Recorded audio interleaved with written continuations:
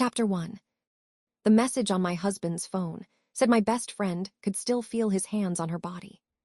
She wanted him to meet her in a hotel. She promised I would never find out. I read those words in the bedroom of the home Hunter, and I had bought for the children we hoped to have one day. Downstairs, my husband was swimming in our pool, unaware that his entire life was about to collapse. Mine already had. I remember staring at the screen and thinking there had to be another explanation. A cruel joke, a misunderstanding, a message sent to the wrong person. Anything except the truth. But the name at the top of the conversation was Meg.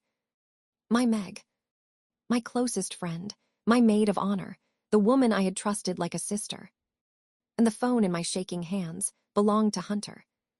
My husband.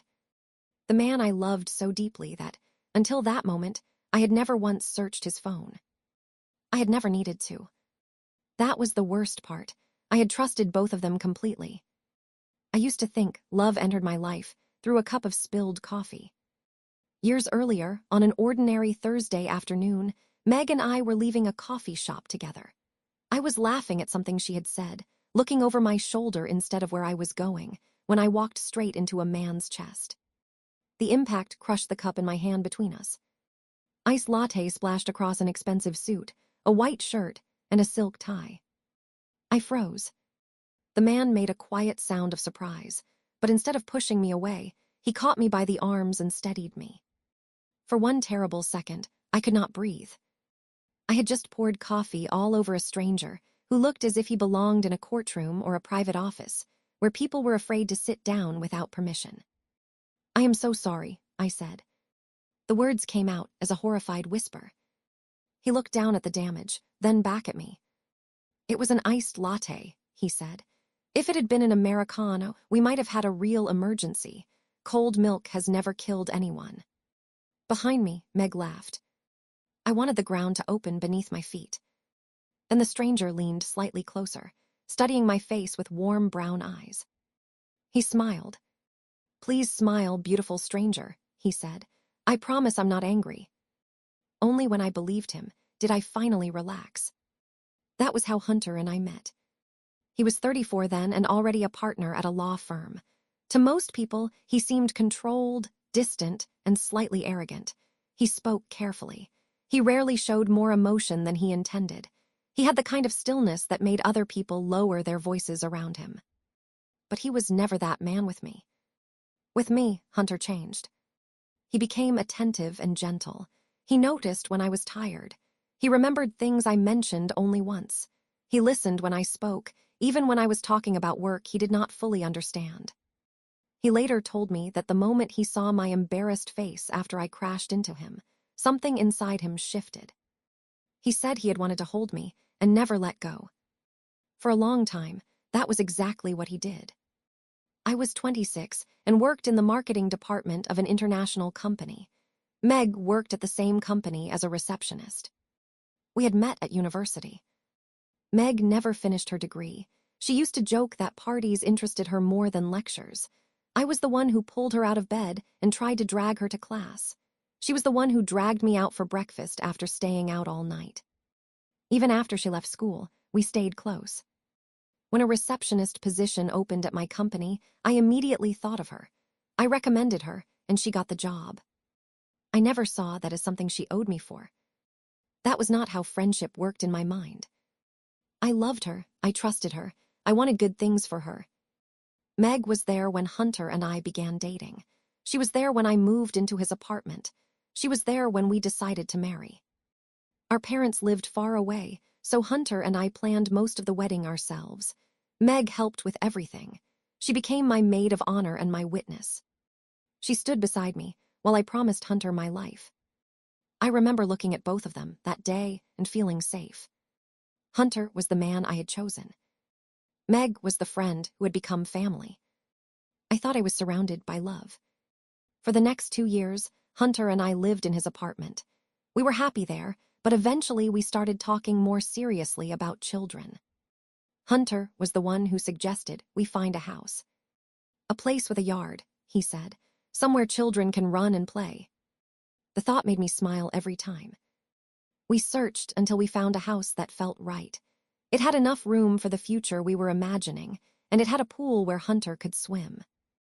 We bought it together in every way that mattered to me, even though Hunter was the one who had the money to make it possible. He never made me feel that it belonged to him more than it belonged to me. He called it our home. He said he had bought it for our family. I believed we were beginning the most beautiful part of our life. I did not know that the day we moved into that house would become the day everything between us was broken. Chapter 2. The move was supposed to be ours. Hunter and I had planned it together. We had talked about where things would go, which boxes needed to be opened first, and how strange it would feel to wake up in a house instead of his apartment. Then, on the day we were supposed to move, my boss became sick in the United Arab Emirates. He had traveled there to present one of the largest projects our company had ever handled. When he could no longer give the presentation, the company called me. They needed me to leave immediately and take his place. I hated the timing. I stood among half-packed boxes and tried to find some way to refuse without damaging my career. But this was not a routine meeting. It was an emergency, and the presentation was important. Hunter understood before I finished explaining. "Go," he told me. I searched his face, almost hoping he would give me a reason to stay. "What about the move?" "I'll handle it. You shouldn't have to do all of it alone." "I won't be alone." Meg had already offered to help if Hunter needed her. That comforted me. Of course it did. She was my closest friend. She had been part of every important moment in our relationship. I trusted her in our home because I trusted her with my life. I left for the airport believing the two people I loved most would take care of everything until I returned.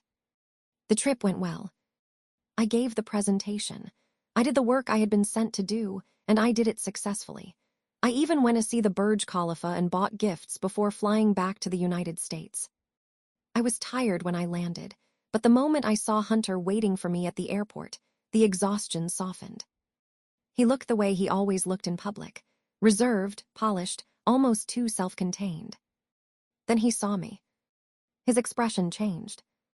The distance left his face, and he became my husband again. He took my bags. He held me. He asked whether I had eaten and whether I felt all right after the flight. I remember thinking how lucky I was. I remember feeling that quiet rush of happiness I always felt when his attention settled completely on me. On the drive home, Hunter seemed more silent than usual. I noticed it, but I did not question him. He was not a talkative man, and I was exhausted from the flight. I told myself I was imagining the tension in his shoulders. I told myself the move had worn him out. At the house, everything felt unfamiliar but exciting. Boxes were still everywhere. The kitchen was not completely unpacked. We cooked when we could and ordered food when we could not. During the week, Hunter worked and I worked. On the weekends, we sometimes stayed in bed until the middle of the day, too tired and too happy to care that half our belongings were still in boxes. For 2 weeks, life seemed normal. Different, because we had moved from Hunter's apartment into our house. But still ours. I did not see anything in his behavior that warned me. He kissed me, he asked about my work, he held me at night. There were moments when I caught him watching me with an expression I could not read, but Hunter had always carried thoughts he did not immediately share. I did not imagine guilt. Why would I? The idea that Hunter could betray me did not exist in my understanding of him. The only thing that felt strange was Meg. She did not visit the first weekend after I returned. Then she did not visit the second. At the office, she seemed distracted and distant. When I asked whether something was wrong, she said she was busy with new responsibilities. I accepted that answer. Meg sometimes disappeared into a new romance or some sudden excitement, and then returned as if no time had passed. I was also overwhelmed with a new project connected to the Emirates. I had deadlines, meetings, and too little energy to examine every change in her mood. Still, by the third weekend, her absence began to feel wrong. It was not one dramatic thing. It was a collection of small silences. She did not call. She did not come over. At work, she looked away too quickly. When I approached the reception desk, She always seemed to find something else that needed her attention. I began to feel the uncomfortable pressure of a question I did not know how to ask. Had I done something? Was she angry with me? Was she in trouble? That last possibility worried me most. Meg could be impulsive. She could make choices first and think about the consequences later. Hunter was a lawyer. If she had gotten herself into some kind of problem, perhaps she had gone to him instead of me because she did not want me to worry. That explanation seemed reasonable. It even seemed loving. On the morning everything changed. Hunter was swimming in the pool while I made coffee in the kitchen. I decided I would call Meg and insist that she tell me what was going on. My phone was on the counter, beside a large cup of hot coffee. When I reached for it, it slipped from my hand. The phone fell directly into the cup. For one stunned second, I simply stared. Then I tried to pull it out, but the coffee was too hot.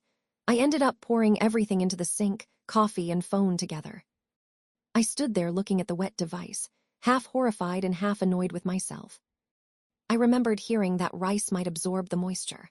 I found some, buried the phone in it, and hoped it might eventually work again. My phone was not especially expensive, but I liked it. Still, the accident did not feel like a tragedy. I even laughed quietly at the strange repetition. Coffee had led me to Hunter once. Now coffee had destroyed my phone. At that moment, I had no idea it was about to lead me somewhere else. I still wanted to call Meg. Hunter was downstairs in the pool, and his phone was in our bedroom. If he had been nearby, I would have asked him, but I did not want to interrupt his swim just to borrow a device for one call. I did not think I was crossing a boundary. He was my husband. I was not going upstairs to search through his messages. I was not suspicious of him. I only needed to make a phone call. That simple, harmless decision became the line between the life I had known and the life that came after. Chapter 3. Hunter's phone was on the bedroom table. I picked it up and entered the password. The password was our wedding date. That detail would hurt me later. At the time, it only felt familiar. It was proof of the life we shared, one more ordinary piece of our marriage. I opened his contacts and typed Meg's name. Her contact appeared immediately. Beside it was an unread message, sent 15 minutes earlier. I stopped. Before I read a single word, confusion moved through me. Why had Meg messaged Hunter that morning? I did not think of an affair. The possibility was too far outside everything I believed about them. Instead, I became afraid for her. Maybe she was in trouble. Maybe that was why she had been avoiding me at work. Maybe she had asked Hunter for legal help and made him promise not to tell me. I imagined the two of them keeping something from me because they thought they were protecting me. That explanation fit the people I believed they were. I should have closed the phone. A person with perfect self-control might have done that. But this was Meg, my closest friend, the woman who had stood beside me at my wedding. If she was in trouble, I wanted to know. I opened the message, and my world went dark. There was nothing legal or practical in what she had written. Meg told my husband she was thinking about him. She wrote about the night they had spent together. She said her body still remembered his passion. She said she wanted more. She suggested that they meet at a hotel where I would never find out. I read the message once. Then again. The words did not become more understandable. They remained impossible, even while I was looking directly at them. My hand began to shake.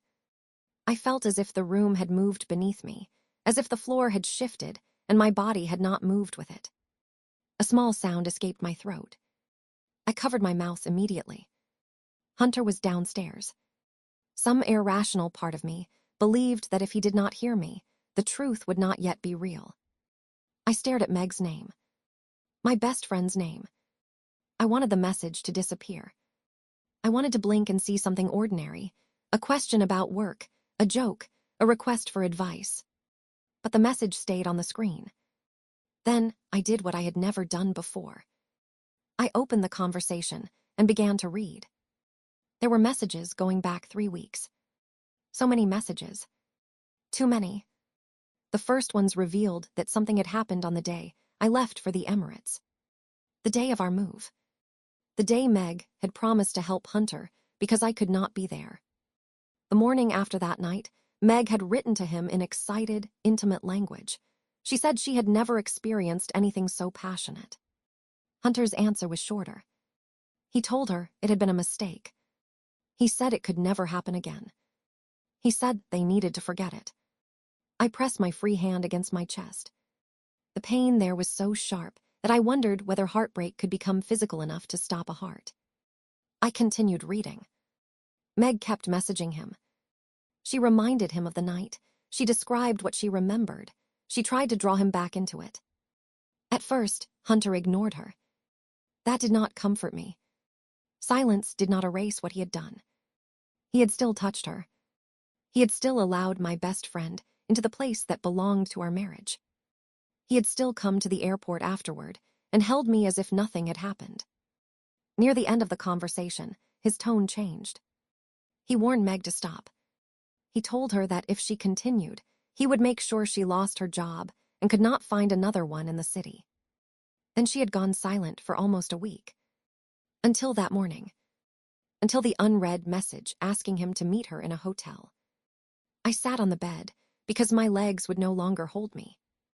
Hunter's phone lay beside me for a moment, but I could still see the words even when I looked away.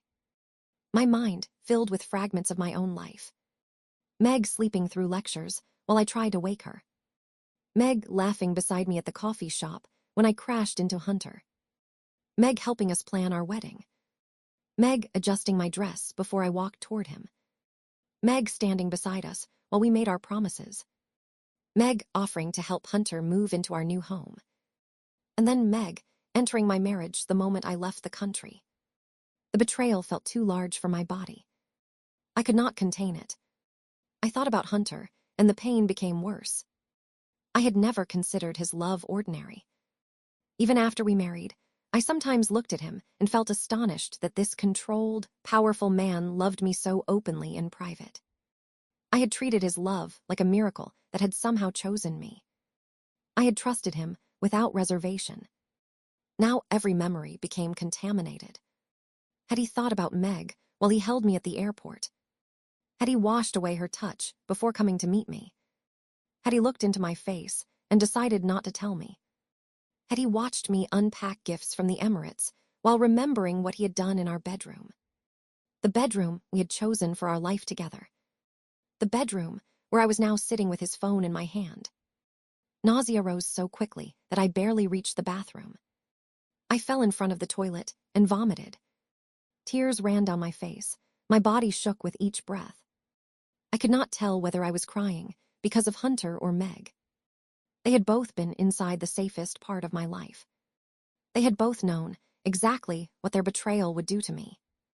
I heard footsteps behind me. Hunter had finished swimming and come upstairs. Natalie. His voice changed the moment he saw me. He came down beside me and held my shoulders while I was sick. Natalie, he whispered, what happened? When the nausea finally eased, he helped me sit. He wet a towel and carefully wiped my face. His touch was gentle. That made me cry harder. How could the same hands that cared for me have touched her? He searched my face with sudden, fragile hope. Is this what I think it is? He asked. Are you pregnant? I looked into his warm brown eyes. For a second, I saw the man I had loved. Then I saw Meg's message again. I gave a bitter laugh. No, I said. I was not completely certain, but I could not think about that possibility then. This is something else. Hunter frowned. I watched his face as I spoke. I dropped my phone into my coffee. He waited. So I took yours to call Meg. His entire body went still. The towel tightened between his fingers until his knuckles turned white. I knew then that there would be no denial. I found the messages, I said. The words sounded calm. I did not feel calm. Inside me, everything was screaming. Chapter 4. Hunter stared at me. The color left his face. For the first time since I had known him, he seemed to have no control over his expression. Natalie, he said. I pulled away when he reached for my hand. Don't. He stopped immediately. His hand remained in the air for 1 second before falling to his side. I can explain what happened. There is no explanation for sleeping with my best friend. His eyes closed briefly. You're right. The answer surprised me enough to make me look at him. He did not say I had misunderstood. He did not accuse me of invading his privacy. He did not pretend the messages meant something else. He lowered his head. You're right, he repeated. There is no explanation that can make this harmless. There is nothing I can say that will take away what you read. My throat burned. Then why are you still talking? Because I need you to know what happened. Not because it excuses me. It doesn't, but you deserve the truth. I laughed without humor. The truth would have been useful 3 weeks ago. He flinched. I know. No, you don't know. My voice rose. You came to the airport. You took my bags. You kissed me. You brought me into this house. You watched me live here while you knew what you had done. I know. Stop saying that. I don't know what else to say. His voice broke slightly. I have spent every day since then knowing I had destroyed the one thing I couldn't live without. I stared at him through my tears. You seem to be living just fine. I was. You slept beside me. Yes. You touched me. His face tightened as if I had struck him. Yes. And you said nothing. I was a coward. The words came quietly. I was ashamed, and I was afraid. I kept telling myself it had happened once, that Meg understood it was over, that telling you would only transfer my guilt into your life. That was a lie I used because I was terrified of losing you. You chose yourself. Yes. Again, no defense. That made me angrier. I wanted him to say something I could fight. I wanted him to become cruel or dismissive so I could hate him cleanly. Instead, he looked shattered. I chose my fear over your right to know, he said. I am sorry. I am so deeply sorry, Natalie. I pressed both hands against my face. His apology could not reach the place that hurt. It was too late. I want to know what happened, I said. Every part of it. Hunter's breathing became uneven. On the night of the move, Meg and I drank wine with the food. I saw that in the messages. We drank too much. I drank too much. That still doesn't explain why you slept with her. No. He looked at the floor before forcing himself to meet my eyes. I went upstairs. I was drunk. I went to bed. And then, a woman came into the room, wearing your robe and your nightgown. My stomach twisted. Don't. Natalie, please. Do not make this sound romantic. Do not describe her in my clothes as if that makes it better. It doesn't make it better. His voice was urgent now. I'm telling you because I was not thinking clearly. I saw your clothes. I smelled your perfume. She came close to me and I believed. Stop. He did. The bathroom seemed too small for the two of us, and the truth between us. I am not saying I have no responsibility, Hunter said after a long silence. I should have known. I should have stopped.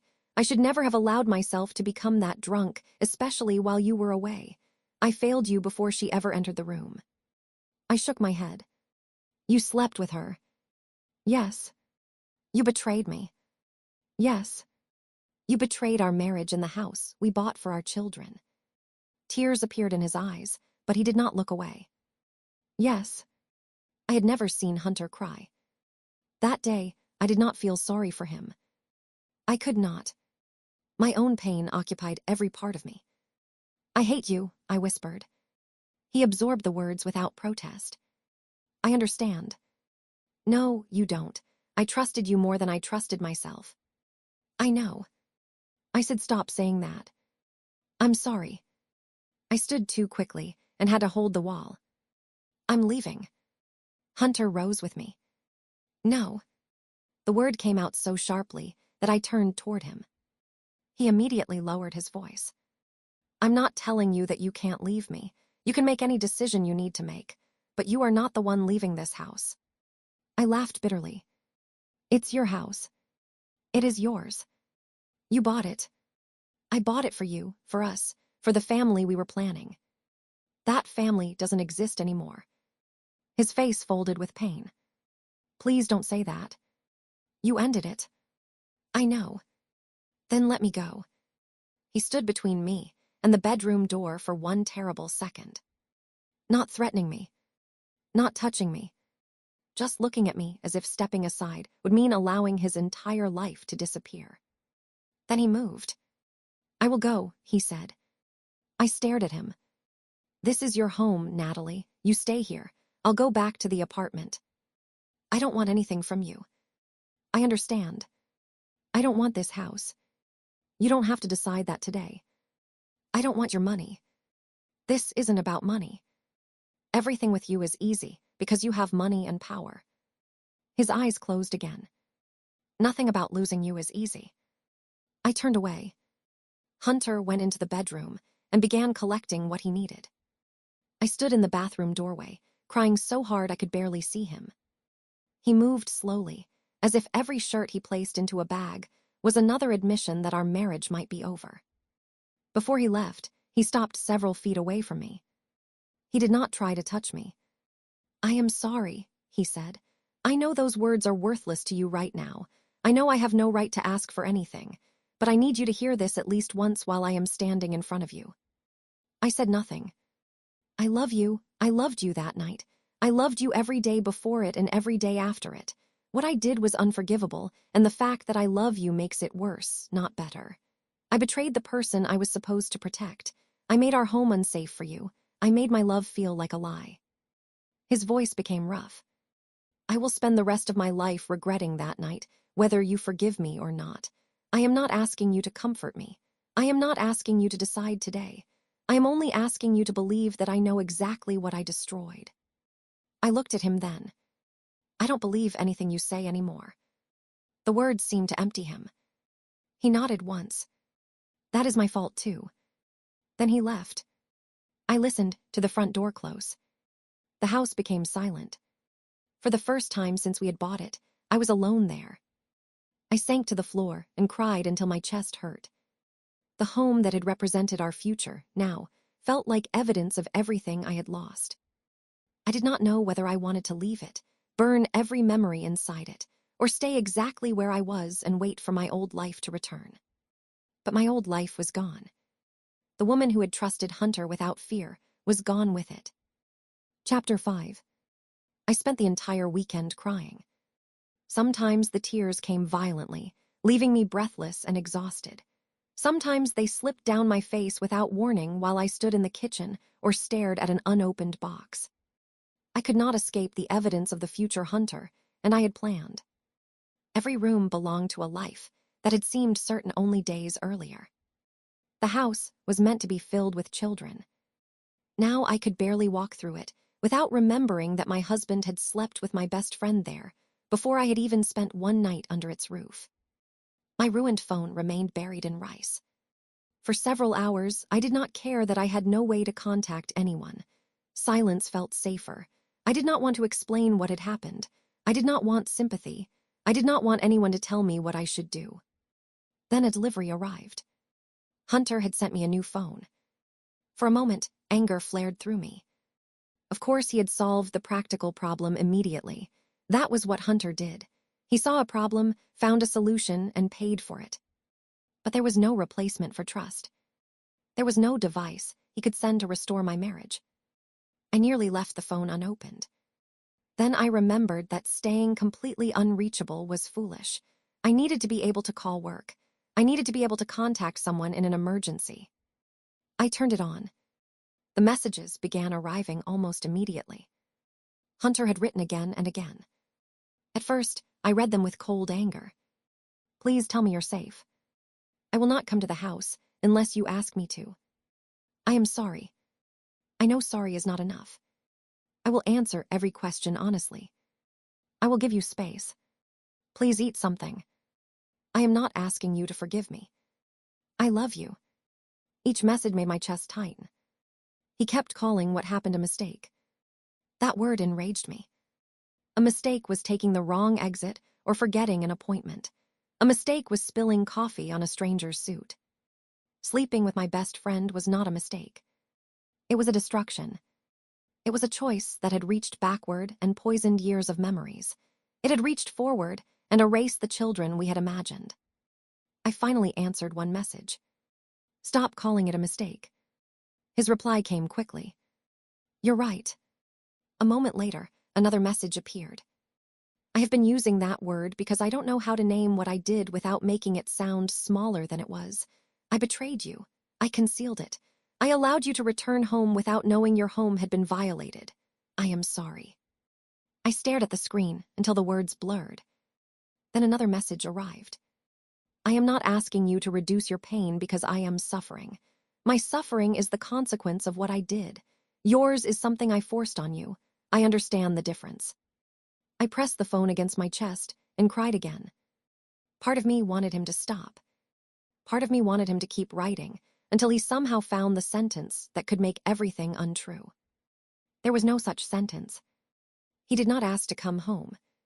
He did not demand an answer. He only apologized. He apologized for touching Meg. He apologized for hiding it. He apologized for meeting me at the airport and pretending our marriage had not changed. He apologized for allowing me to sleep beside him without knowing. He apologized for making me question whether any moment between us had been real. He apologized for turning our new home into the place where I discovered the worst betrayal of my life. I read every message. I answered almost none of them. On Sunday evening, he wrote something that made me put the phone down and walk away. I know you may never forgive me. I know loving you does not entitle me to another chance. But I need to say this without asking you for anything in return. You were never lacking. You did not fail me. You did not cause this. There was nothing Meg gave me that I wanted more than you. What happened was not a response to our marriage.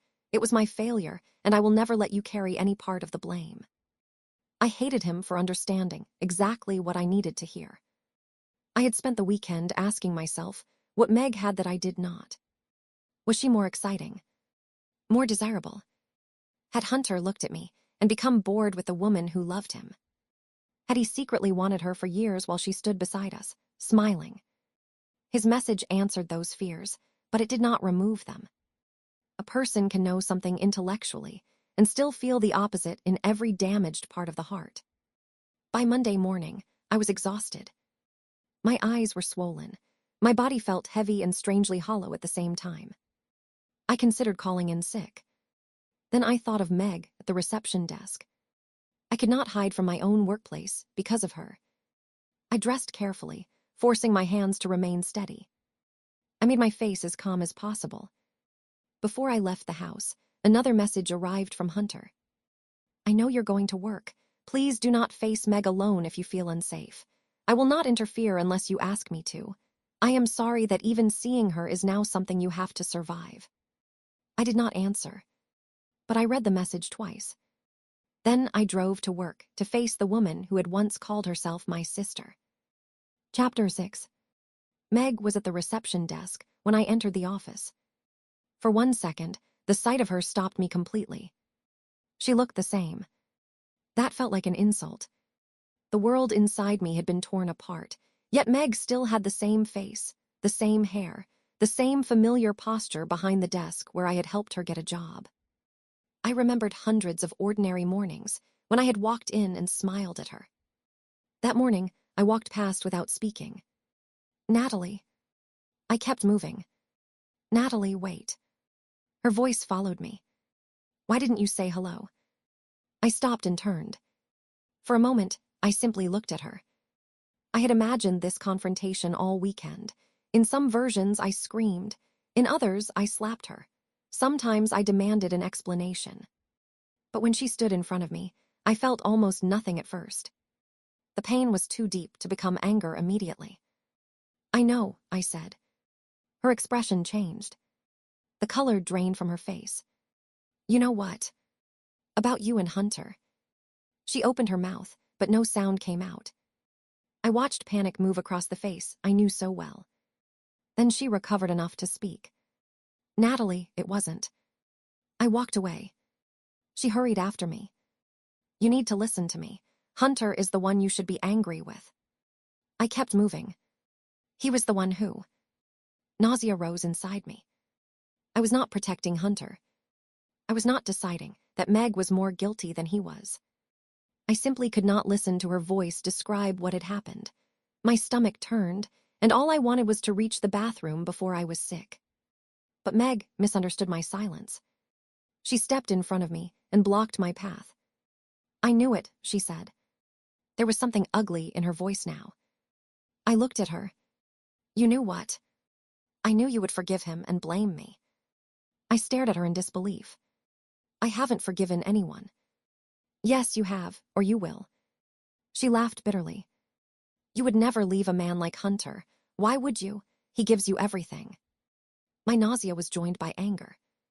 "What are you talking about? You have the rich husband, the huge house, the perfect life. You're not going to give that up. It's easier to make me the villain and keep the man who pays for everything." The words struck me so unexpectedly that I forgot the bathroom for a moment. "You think I stayed with Hunter for money?" Meg's expression twisted. "I think you like pretending money doesn't matter because you have so much of it. I work, and you have a husband who makes sure you never have to worry. That has nothing to do with what you did. It has everything to do with it." People nearby had begun to notice. The reception area was becoming quiet. I lowered my voice. "Move." Meg did not move. Instead, years of hidden resentment seemed to pour out of her. "You always get everything," she said. "The career, the respect, the projects. You walk into a room, present your work, and everyone listens. You always know what to say." I stared at her. "I worked for my career." "Of course you did. Perfect Natalie always works harder than everyone else." Something inside me shifted. This was no longer a panicked friend, trying to explain one terrible act. This was a woman who had been keeping a private record of every good thing in my life, and turning each one into a reason to hate me. "You're jealous of me," I said. Meg's eyes flashed. "Yes." The answer was immediate. "Yes, I'm jealous." I could barely breathe. She said she envied my career. She envied my ability to work, to present myself, and to make people believe in my projects. She envied the job she believed she could never have. But most of all, she envied Hunter. She spoke about him as if he were something I had unfairly taken from her. A powerful lawyer, a wealthy man, a cold man who looked at me as if I were the most extraordinary woman in the world. Her voice became cruel. "What does he even see in you?" she demanded. "You're ordinary, you're not some miracle." My heart broke in a new place. Meg had watched Hunter love me and hated me for being loved. Every time she smiled at our happiness, something bitter had been growing underneath. I thought of my wedding day. Had she looked at me in my dress and wished she were standing in my place? Had she watched Hunter take my hand and imagined that his hand belonged around hers? "You were my friend," I whispered. Meg laughed. "And what did that get me?" The question was so empty that I could not answer. Friendship had not been something I used to obtain a reward. I had loved her because she was Meg. Apparently, she had loved me only while comparing our lives. Then she leaned closer. "But I got something too," she said. Her smile made my skin crawl. "That night he was passionate. I remember his hands, I remember his mouth, I remember." I turned and ran. I did not let her finish. I reached the bathroom and vomited. I gripped the edge of the sink afterward, staring at my reflection through tears. Meg's words echoed in my head. She had not been trying to explain. She had been trying to wound me. She wanted to place images in my mind that I would never be able to remove. For the first time, I understood that the messages had not been the beginning of her betrayal. Her resentment had existed long before the night I left for the Emirates.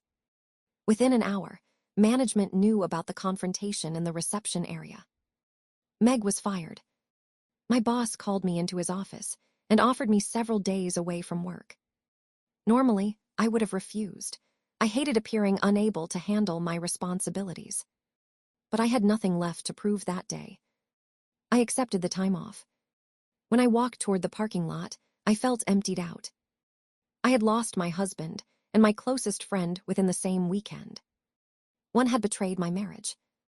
The other had revealed that our entire friendship had been poisoned by envy. Then I saw Hunter waiting near his car. He looked pale and tense. The moment he saw me, he stepped forward. I stopped. How did you know? I asked. I heard Meg had a breakdown at your office. With your connections. He accepted the accusation in my voice. Yes. I don't want you here. I know, I'm sorry. Then leave. He looked at my face and seemed to understand that something worse than the original confrontation had happened. What did she say to you? I don't want to repeat it. His jaw tightened. I am sorry you had to face her because of me. Everything is because of you right now. I know. I turned toward my car. Natalie, please let me drive you. No. You're shaking. I said no. He stopped. I won't force you. Please just tell me when you get home. I got into my car without answering. Hunter followed me all the way to the house. Chapter 7. I saw Hunter's car in my mirror the entire way home. He stayed behind me, without trying to pull beside me or force me to stop. His presence made me angry. It also made some frightened part of me feel less alone. I hated that contradiction. I wanted to need nothing from him. But grief had made me feel separated from the world, and the man who had caused that grief was still the person who knew me best. When I reached the house, I got out and walked toward the door. Hunter followed at a distance. Go back to the apartment, I said. I need to know you're all right. I'm not all right. He stopped. I know. No, Hunter. You keep saying you know, but you don't understand what it feels like to discover that two people you trusted were together in your home. His face tightened. You're right, I cannot feel it the way you feel it. You don't know what she said to me. Tell me. I don't want to. Then don't, I won't make you. I opened the door. He stepped inside behind me. I turned sharply. I did not invite you in. I'm sorry. He immediately moved back toward the doorway. I should have asked. The apology was small compared with everything else, but it struck me because he did not argue. He was watching every movement now, as if he understood that he had lost the right to assume anything. She said I would never leave you because you're rich, I told him. His expression hardened. She said I would blame her and keep you because you give me a comfortable life. Natalie. She said she envied me, my career, this house, you. Hunter looked down. And then she described what happened between you. He went completely still. I ran before she finished. I am sorry. The words came out broken. I am so sorry. I gave her the weapon she used to hurt you. Whatever her intentions were, whatever she did that night, I made choices that allowed her to put those images in your mind. I began to cry. Hunter took one step toward me, then stopped himself. May I come closer? The question nearly destroyed me. He had never needed permission to comfort me before. Now even his kindness hurt. No. He nodded. I love you, he said. Don't. I'm sorry. Stop saying you love me, as if love changes what happened. It doesn't. Then why say it? Because hiding the truth is what brought us here. I will not lie to you now, even if the truth gives me nothing. I wiped my face angrily. You want forgiveness? Yes. At least he was honest. I want it more than anything, but wanting it does not mean I deserve it. He looked at me as if he were forcing himself not to look away from the damage he had caused. If you never forgive me, I will still be sorry, he said. If you divorce me, I will still be sorry. I do not want my remorse to sound like a bargain where I apologize and you return my life to me. My chest tightened. Then what do you want from me right now? Nothing you cannot give freely. That sounds convenient. It is. I want to beg you to let me hold you. I want to ask you to come back to me. I want to promise that I can make this disappear, but I can't. So I am trying to tell you the truth instead of saying whatever might keep you. He swallowed. I cannot undo that night. I cannot undo the weeks I hid it. I can only stop lying now and accept what you decide. His words made me angry because they were the words of the man I had always believed him to be. Disciplined, honest, willing to face consequences.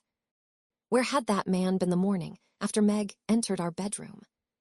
Why couldn't you say any of this before I found the messages? Because I was selfish. The answer came without hesitation. I was afraid honesty would cost me you. I did not understand that silence was already costing me the marriage we had, even while you were still beside me. You keep showing up. Because I am afraid that giving you space will look like abandoning you after I cause this. And coming here feels like pressure. He absorbed that. You're right. He stepped backward through the doorway. I will leave. I stared at him. Hunter. He stopped. For one weak moment, I almost asked him to stay. Not because I had forgiven him. Because I was exhausted. Because the house was full of memories. Because I wanted to close my eyes and wake up before the messages. But I could not ask the man who had broken me to hold the pieces. Nothing, I said. He nodded. Before he left, he looked at me with red eyes. I am sorry for the affair. I am sorry for the lie afterward. I am sorry that you had to learn it from her words instead of mine. I am sorry that she used what happened to humiliate you.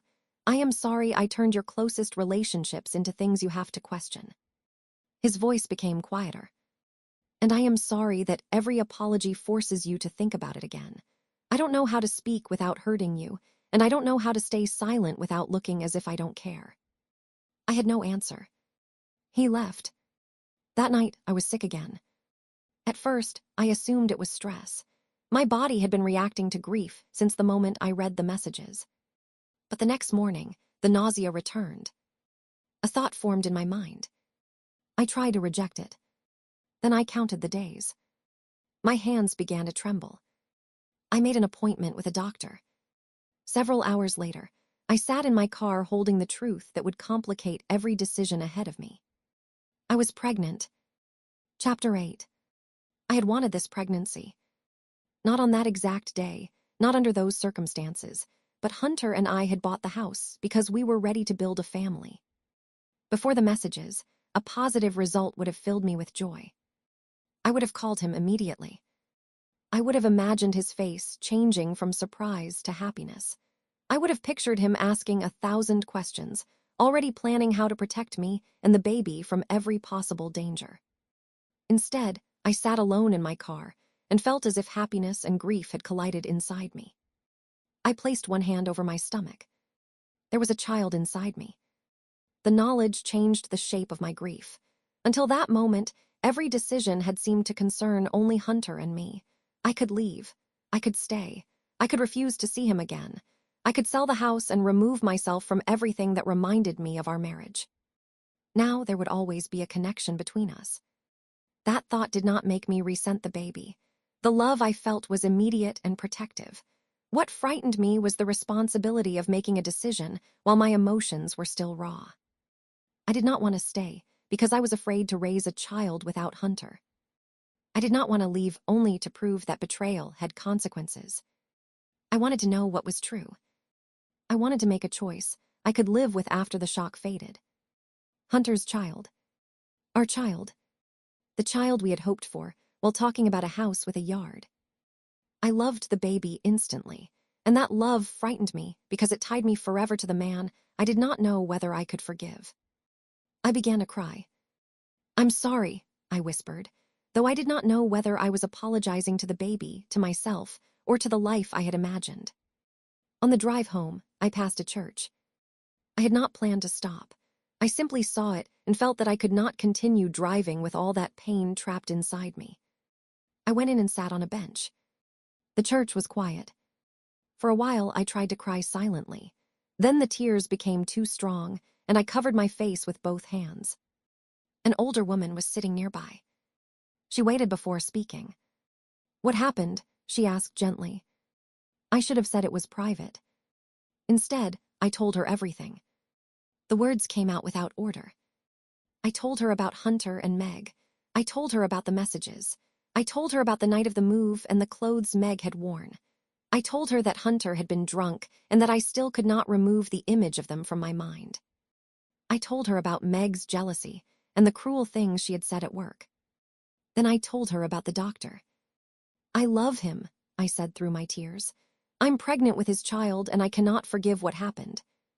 The woman listened. What am I supposed to do? I asked. She took a breath. That will not be an easy decision. I almost laughed. I had not expected an easy answer, but some desperate part of me had hoped a stranger in a church might tell me exactly which path would hurt less. Instead, she told me a story. Once, before Easter, she had given up meat for 40 days. A woman she knew offered her a pie and said it contained only vegetables. She ate half a piece before realizing there was meat inside it. I did not understand why she was telling me this. She said she had come to that same church and spoken to a priest. The priest told her that she had not knowingly broken her fast. Intent and awareness mattered.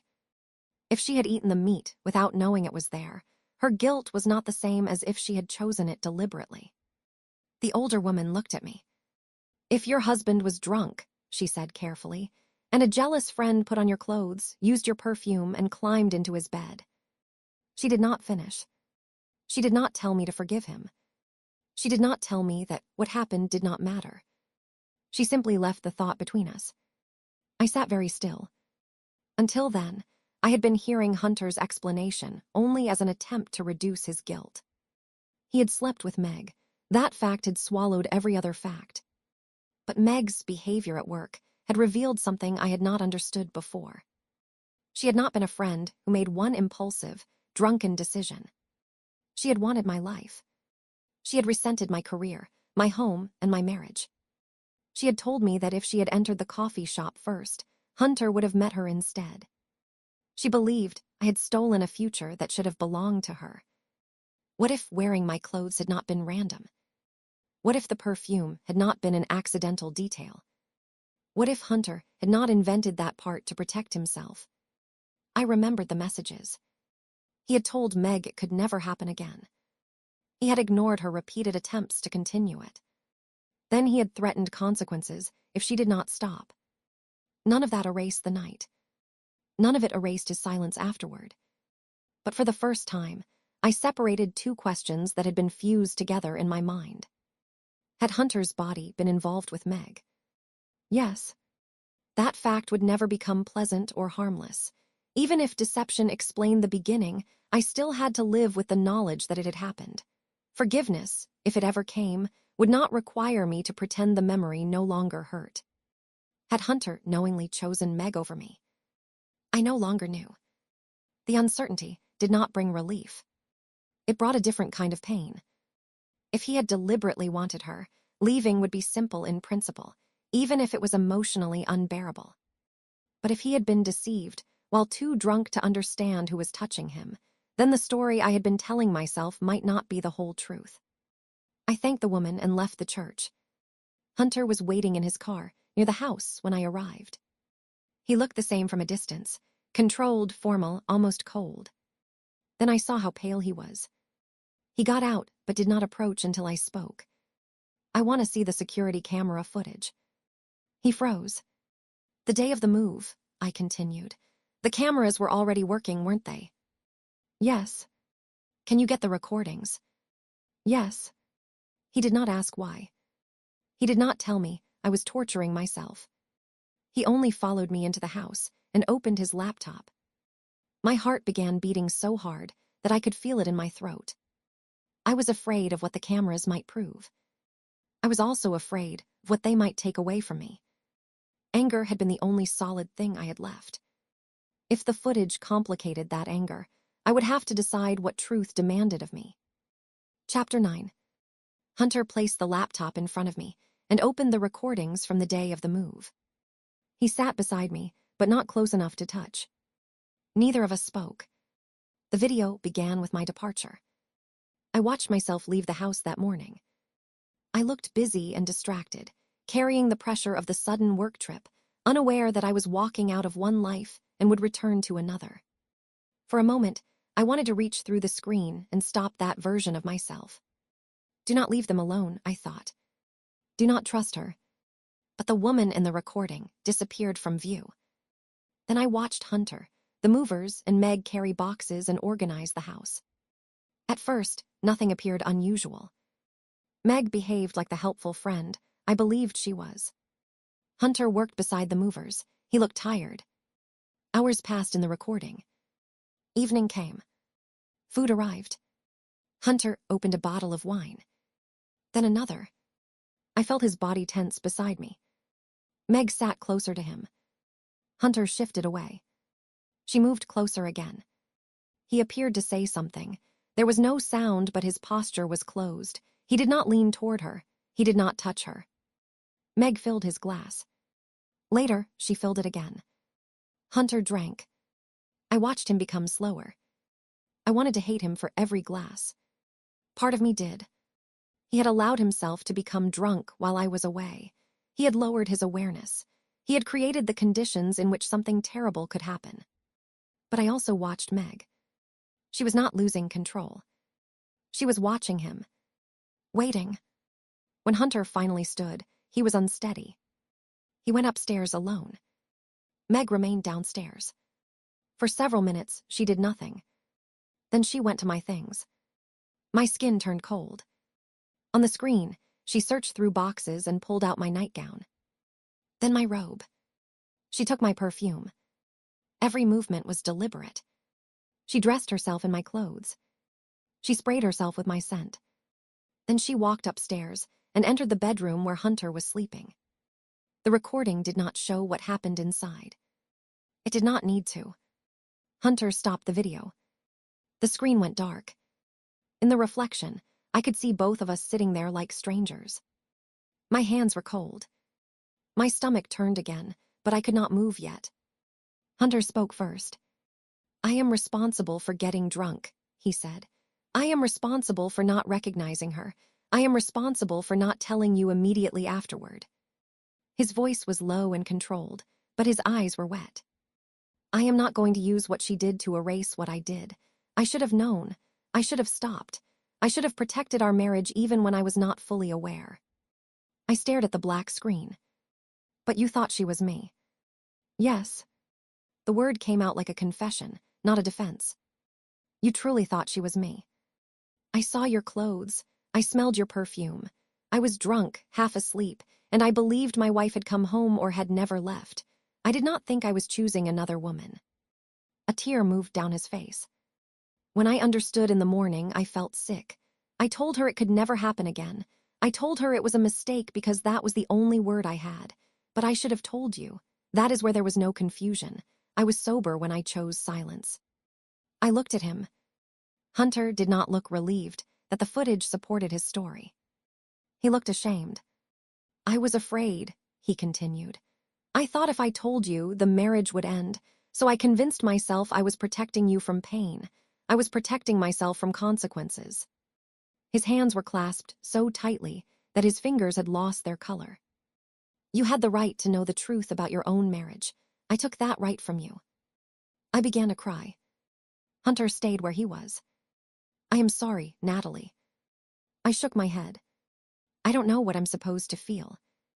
"You don't have to feel anything for me. I hated you. You had every reason to.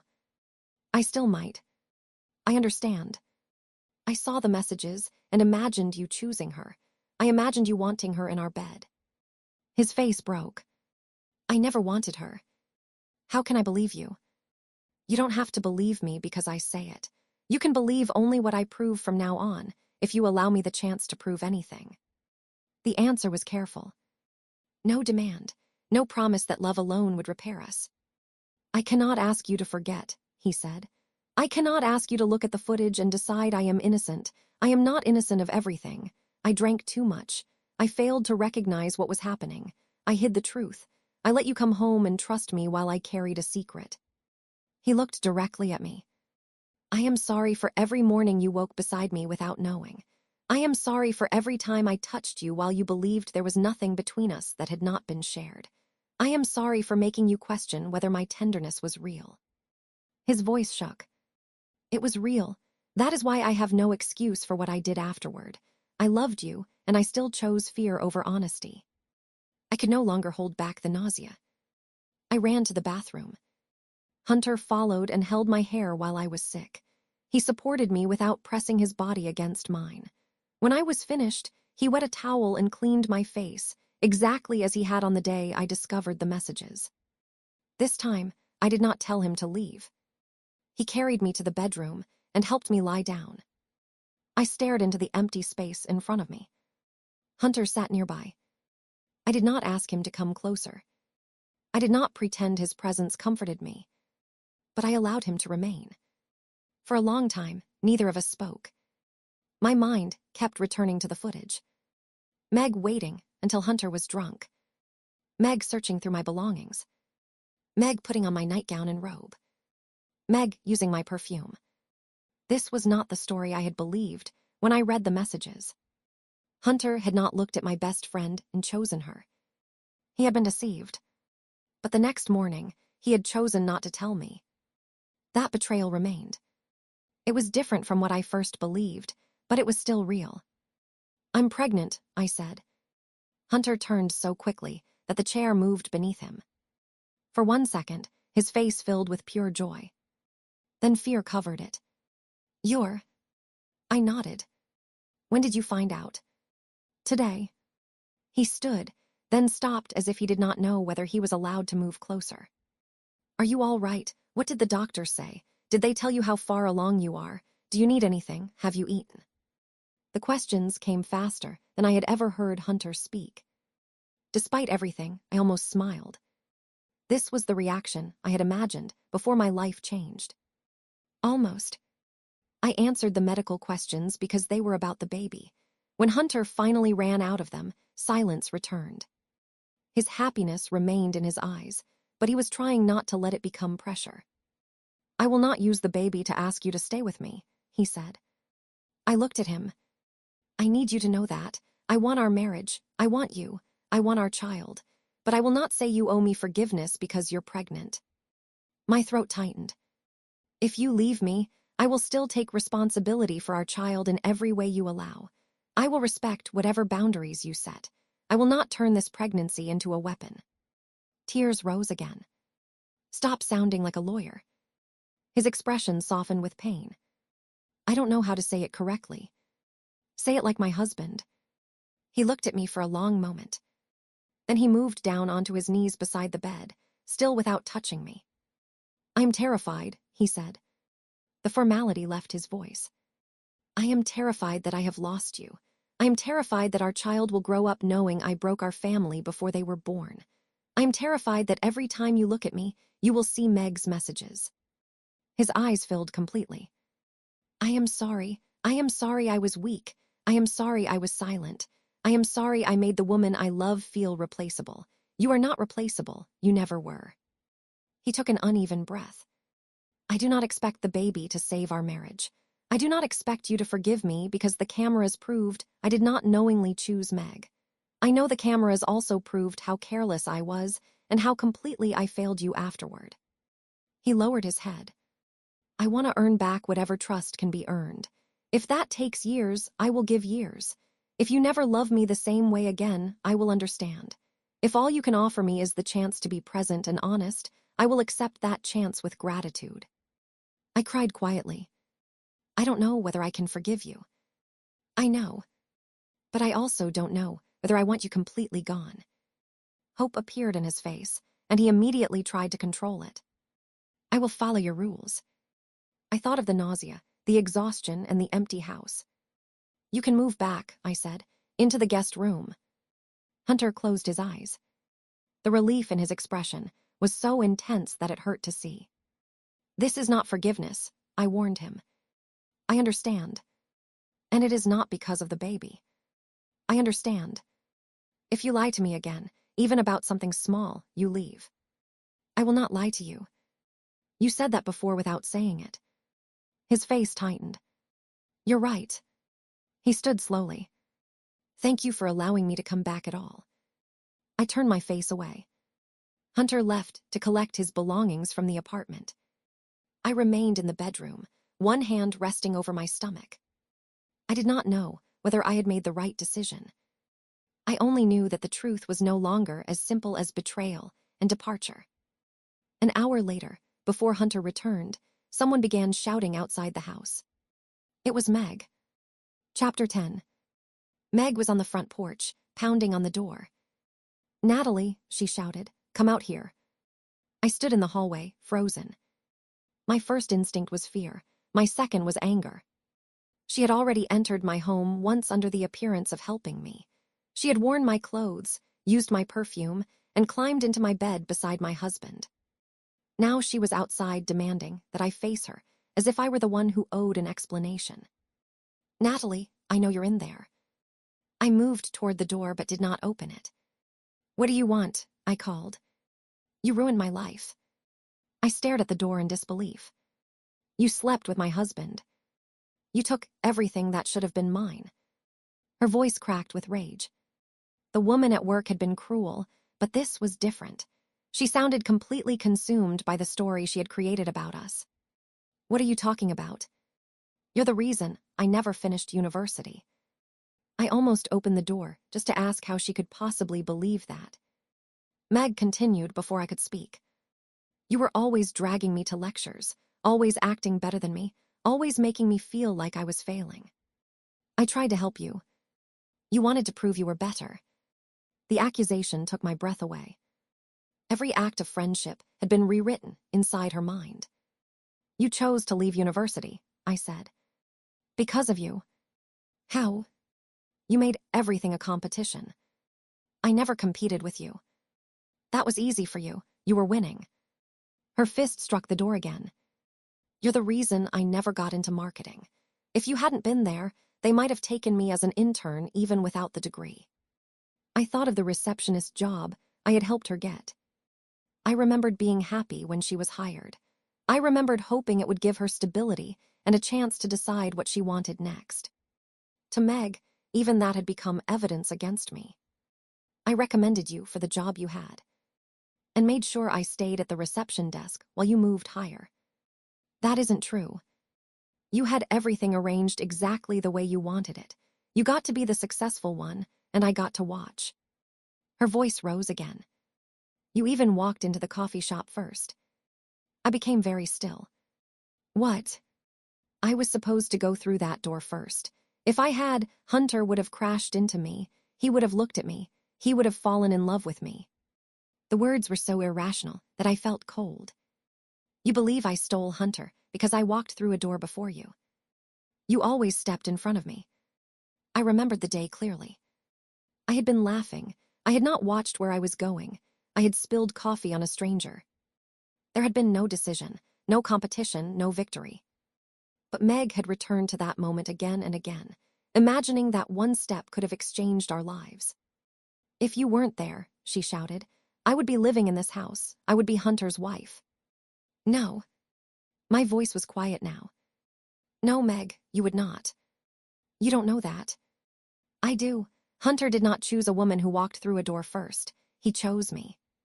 The words hurt to say, because I still did not know what our marriage would become. But they were true. "He loved me," I continued. "And what you did was not love. You waited until he was drunk. You put on my clothes, you used my perfume, you pretended to be me." Silence followed. For the first time, Meg stopped shouting. "You saw the cameras," she said. It was not a question. "Yes." "He told you to look." I asked. "And now you believe him." "I believe what I saw." Her rage returned. "You always choose him. This is not about choosing him over you. You are no longer my friend. I lost my job because of you. You lost your job because of what you did at work. You made him threaten me. I did not even know he had threatened you. You make everyone protect you." She began pulling at the door. The handle moved violently. I stepped backward.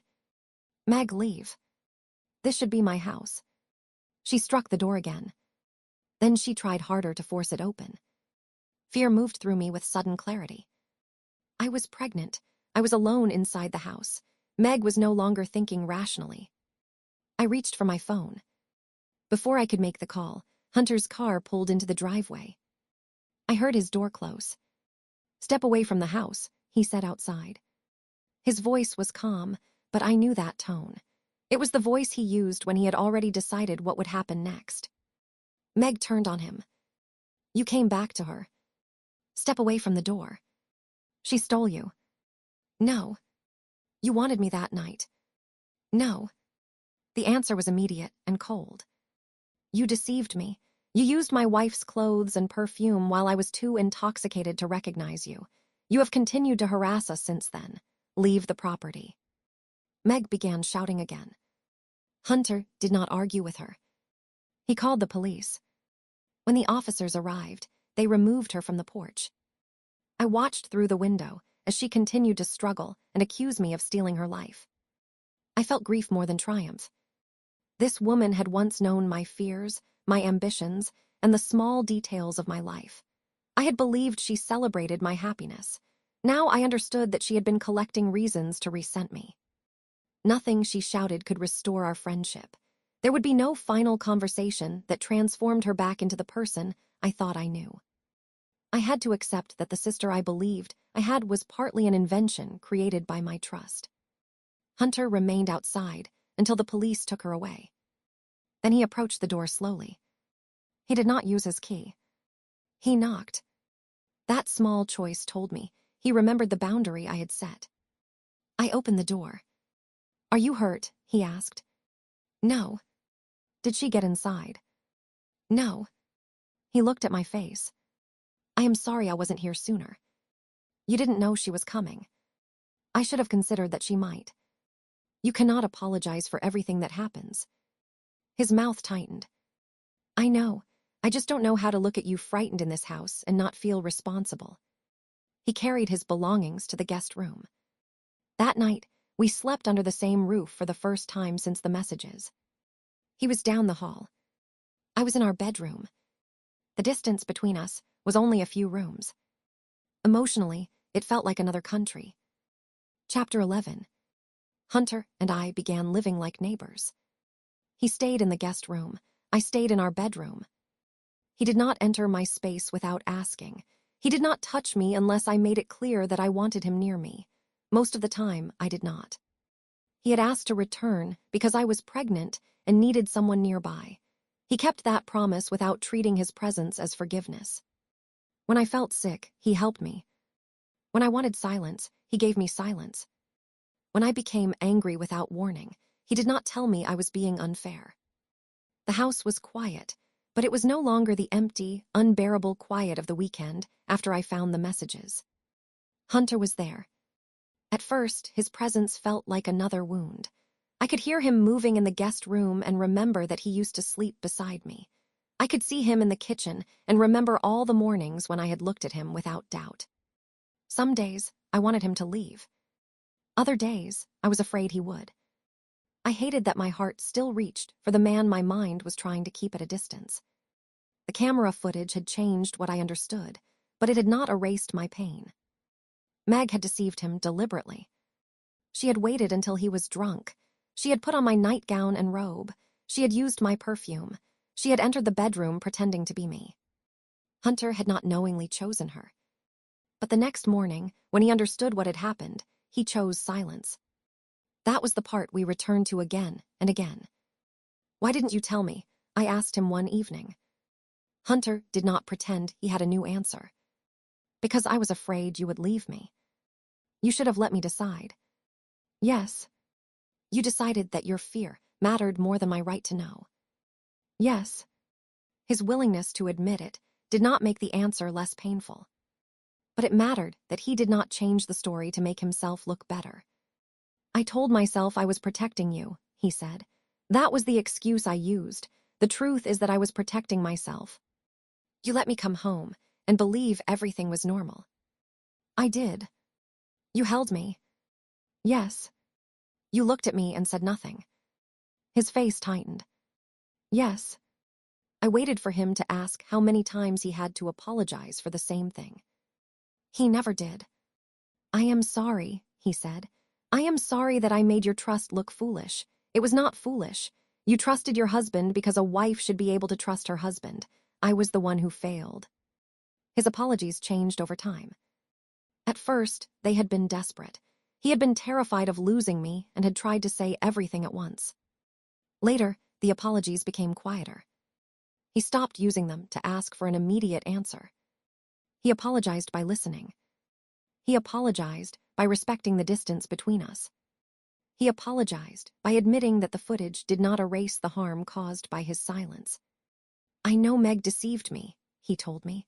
"I know I did not believe I was with another woman, But I also know that you suffered because I woke up, understood enough to know something terrible had happened, and still chose not to tell you." He looked directly at me. "I am sorry she was the one who revealed it. I am sorry you read her cruel words before you heard one honest sentence from me. My silence gave her control over the moment your life changed." That apology reached a place inside me. The others had not. Meg had chosen the words that destroyed my peace. She had made sure I imagined every touch. She had tried to use the night as proof that she had taken something from me. Hunter could not control what she wrote. But by hiding the truth, he had left me unprotected from the way she revealed it. "I don't know whether I will ever forget those messages," I told him. "I will never ask you to forget them. I may remember them every time I look at you. I understand. You keep saying that. Because I am trying to accept the consequences without telling you how quickly you should heal." I looked at him. "Do you think I should forgive you?" "I hope you will." "That isn't what I asked." Hunter was silent for a moment. "No," he said finally. "I do not think you should forgive me because I want you to. I do not think pregnancy requires you to stay. I do not think the security footage requires you to decide that everything is fine." His voice became rough. "I hope you forgive me because I love you and because I want another chance. But hope is not a right." That honesty stayed with me. I had been afraid forgiveness would mean agreeing that the betrayal was small. I had been afraid staying would make Meg's accusations true. She had said I would keep Hunter because he was wealthy and powerful. She had said I would sacrifice my dignity for the house and the life he provided. For a while, I felt that leaving him was the only way to prove her wrong. Then I understood that Meg did not get to make my decision. I did not owe her a divorce as proof that she had failed to steal my life. I did not owe Hunter a marriage because he was sorry. I owed myself the truth. The truth was that I still loved him. The truth was that his body had been involved in something that devastated me, but he had not knowingly chosen Meg over me. The truth was also that he had lied through silence afterward. Both truths existed together. Forgiving one part did not require me to deny the other. We continued living under the same roof. Days became weeks. The distance between us changed slowly. Sometimes we spoke only about the pregnancy and the practical things directly in front of us. Sometimes we returned to the betrayal. Hunter answered the same questions more than once, because my mind asked them more than once. "Did you want her?" "No." "Did you ever think about being with her again?" "No." "Why did you threaten her instead of telling me?" "Because I thought I could force the problem to disappear without facing what I had done." "Did you love me when you came to the airport?" "Yes." "Then how could you lie?" "Because love did not make me brave enough. It should have. It didn't." His answers did not magically comfort me, but they stayed consistent. He did not become impatient. He did not ask me to admire him for being deceived. He did not use Meg's actions to make himself innocent of his own. That was how trust began to return. Not in one dramatic moment. Not because he made one perfect speech. It returned because his remorse remained even when forgiveness was uncertain. It returned because he accepted that I might never love him with the same innocence again. It returned because he did not treat my pregnancy as a way to trap me inside the marriage. And it returned because, little by little, I saw the man I had loved before the messages becoming visible again. There were still difficult days. Sometimes a memory would rise without warning, and I would feel as if I were back in the bedroom holding his phone. Hunter learned not to tell me the past was over. He knew that for me, it could become present again in a second. "I am sorry," he would say. Eventually, I began to answer, "I know." At first, those words meant only that I had heard him. Later, they meant that I believed him. I believed he was sorry. I believed he understood what he had damaged. I believed he would not hide behind the word mistake anymore. And slowly, I began to believe that staying did not make me weak. I was not staying for his money. I was not staying only because I was pregnant. I was staying because I had seen the complete truth and made my own choice. As the birth approached, Hunter and I were no longer simply two people occupying separate rooms. We were still cautious. We were still rebuilding, but we were moving toward each other rather than away. The love between us had changed. It was less innocent. It was more careful. But it was honest, in a way. It had not been during the weeks after the move. When our daughter was born, we named her Alina. Looking at her, I felt the full weight of everything we had almost lost. Hunter looked at our daughter, and then at me. His eyes filled with tears. "I am sorry," he whispered once more. This time, I understood that he was not asking me to erase the past. He was acknowledging that our happiness existed beside the pain he had caused. "I know," I said. Our daughter was not a reward for his remorse. My forgiveness was not a prize he received because he apologized enough times. Our marriage survived because the full truth mattered. Because remorse became consistent action. Because trust returned one honest day at a time. And because I chose, slowly and freely, to believe in the man Hunter was trying to become. Coffee had brought us together. Another spilled cup had exposed the secret that nearly ended us. For a long time, I hated that strange circle. Later, I understood that the phone and the coffee did not destroy my marriage. It revealed what was already hidden. What happened after that depended on what we did with the truth. Meg had tried to take my place by wearing my clothes and my perfume. But she could never become me. She could not take the years Hunter and I had shared. She could not take the love that had existed before the betrayal. And she could not take away my right to decide what happened after it. Our marriage was not the same marriage we had before. It was more cautious, more honest, and less innocent. But it was real. When I looked at Hunter and Alina in the home we had bought for the children we once dreamed of, I knew our life had not returned to what it was. We had built something new from what remained. This time, there were no secrets inside it.